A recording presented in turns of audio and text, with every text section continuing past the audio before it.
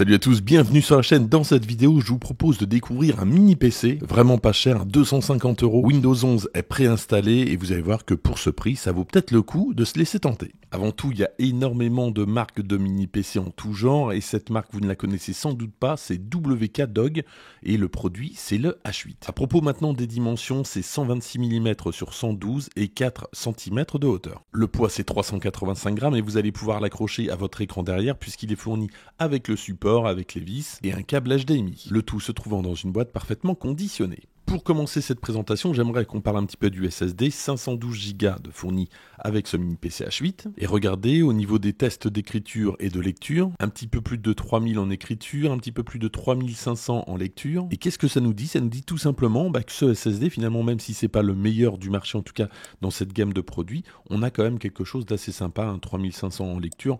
C'est plutôt convenable. Et je trouve que c'est cohérent en tout cas avec le processeur, on le verra tout à l'heure, c'est pas un foudre de guerre, mais vous allez voir qu'il a quand même du répondant, et donc à moins de faire de gros montages vidéo complexes, et encore là le processeur ne le permettra pas forcément, ça risque d'être un petit peu long, eh bien je pense que vous n'allez pas ressentir de latence, en tout cas d'écriture, de lecture, avec ce SSD. Et on va faire un petit tour du propriétaire, et regardez, donc on a l'alimentation, on a deux ports HDMI qui vont supporter jusqu'à 2 écrans 4K, deux ports USB-A en 2.0 et puis un port Ethernet gigabit. De l'autre côté, donc un microphone, deux ports USB-A 2.0 toujours, on a une prise jack pour le casque, on a le bouton d'allumage et un seul port USB-C, il se trouve à l'avant. Je trouve ça dommage d'avoir mis seulement un port USB-C, j'aurais mis au moins un deuxième port. On a 4 ports USB-A, j'en aurais préféré 2 et puis un port USB-C en plus. Côté processeur, c'est le AMD Ryzen 7 5825U, un peu moins de 2000 points en simple cœur et plus de 6000 en multicœur. On a 8 cœurs, 16 threads, une fréquence de base de 2 GHz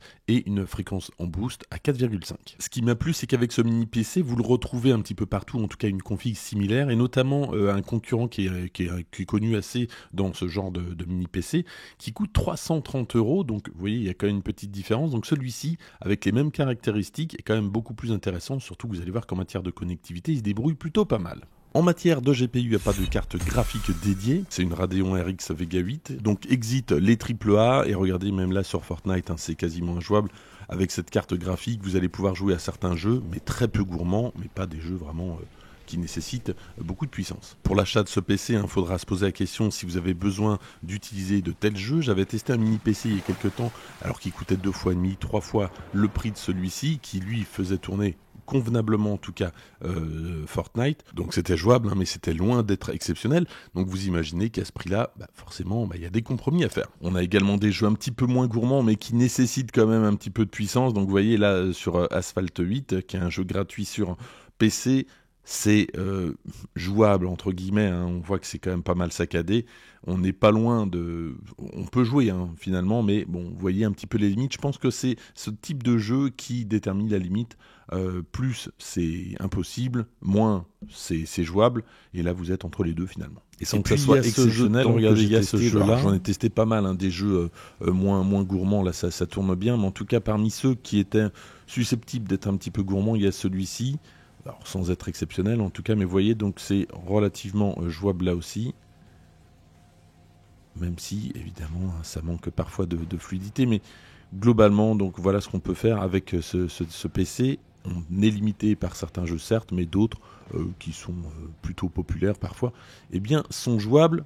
On évitera évidemment les AAA. Et puis j'ai testé, c'est ce que je vous disais, d'autres jeux, mais des jeux plus simples, notamment des Tetris, des casse-têtes, des Sudoku, Sonic également. Donc là ça tourne sans trop de problèmes évidemment avec ce type de jeu là une sorte de petit Tetris, je ne sais même pas comment on appelle ça, eh bien là, il n'y a pas de problème. Donc on est plutôt sur un usage bureautique, multitâche, et là, franchement, il n'y a aucun souci, vous avez quelque chose de très rapide, que ça soit pour un traitement de texte, pour un tableur, pour de l'utilisation au quotidien, comme de la consultation mail, comme de la consultation internet, tout ça, ça passe sans problème, c'est très actif, le multitâche fonctionne parfaitement. Donc vous l'avez compris, si c'est pour utiliser de gros jeux, eh bien un service comme GeForce Now pourra peut-être faire l'affaire. Par contre, si c'est pour de l'utilisation basique, c'est très bien, à moins de 250 €, vous avez quelque chose qui tourne. Et à titre de comparaison, pour ceux qui ont un Mac et qui souhaitaient installer par exemple Parallel Desktop, ça vaut quand même moins de 200 €, donc on n'est pas si loin du prix et vous avez quelque chose d'un petit peu plus puissant et puis un vrai PC ici. Ce qui est intéressant avec le H8, hein, c'est qu'on a des composants finalement en matière de connectivité assez intéressants. On a du Bluetooth 5.2, mais on a également du Wi-Fi 6 et ça se ressent dans les débits. Donc on va faire un petit test, speed test ici. Donc là, je suis en Wi-Fi, j'ai pas utilisé la connexion RJ45, mais si vous souhaitez avoir des débits supérieurs, évidemment, c'est quelque chose de possible. Donc ici, c'est en Wi-Fi 6, et en gros, j'obtiens les mêmes débits qu'avec mon iPhone qui est en Wi-Fi 7, et donc c'est largement suffisant pour faire du téléchargement, évidemment du streaming. Premier résultat donc en download, donc plus de 800 mégabits par seconde, donc c'est largement suffisant. Et en upload, je suis autour de 500, mais je suis monté à plus de 800, 850 tout à l'heure, parce que j'ai fait quand même pas mal de tests tout au long de la journée. Donc bon, en tout cas, c'est vraiment très correct en matière de connectivité avec ce mini PC. Ce qui est intéressant avec ces mini PC, hein, c'est la consommation. Donc ici, j'ai 8 watts, alors sachant que j'ai 2 watts résiduels, donc en fait, je suis à 6 watts. 6 watts de consommation si je ne fais rien avec le mini PC. Donc ici, il est simplement allumé, et je précise, hein, c'est simplement la consommation du mini PC. L'écran n'est pas inclus dedans. Autre test, j'ai lancé un stress test. Donc forcément, la consommation du CPU augmente. Donc là, je passe à 37 watts moins 2, donc 35 watts en plein stress test. À noter hein, que ça s'est parfaitement passé, il n'y a pas eu de problème, il n'y a pas eu de plantage, donc ça c'est plutôt pas mal de ce côté-là, donc il a bien résisté au stress test. Et en matière de température, hein, je suis monté jusqu'à 60 degrés, c'est pas énorme hein, finalement, 60 degrés avec un CPU utilisé à 100%, et chose qui était assez agréable puisque j'avais noté ce petit défaut sur le précédent que j'avais testé, je l'ai pas entendu ramer, souffler, donc il est vraiment très discret.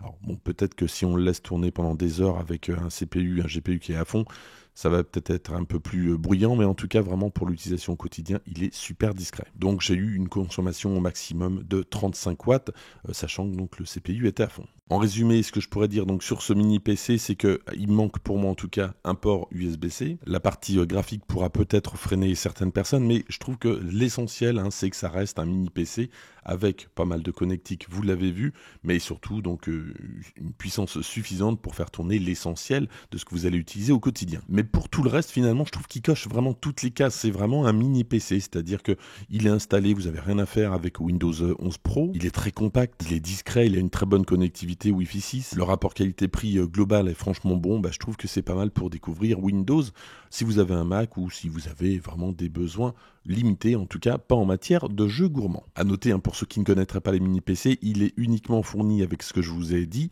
Donc vous n'avez pas de clavier, vous n'avez pas de souris. Vous n'avez pas d'écran évidemment, mais bon, une souris, un clavier, hein, les deux pour 25 €, un écran une centaine d'euros. Donc ça vous fait le produit à moins de, un PC en tout cas, à moins de 400 €, tout compris. Si ce mini PC H8 de chez WKDock vous intéresse, je vous mets le lien dans la description. En attendant, n'hésitez pas à liker cette vidéo, à la partager, à vous abonner. Et moi je vous dis à très bientôt pour d'autres tests de PC.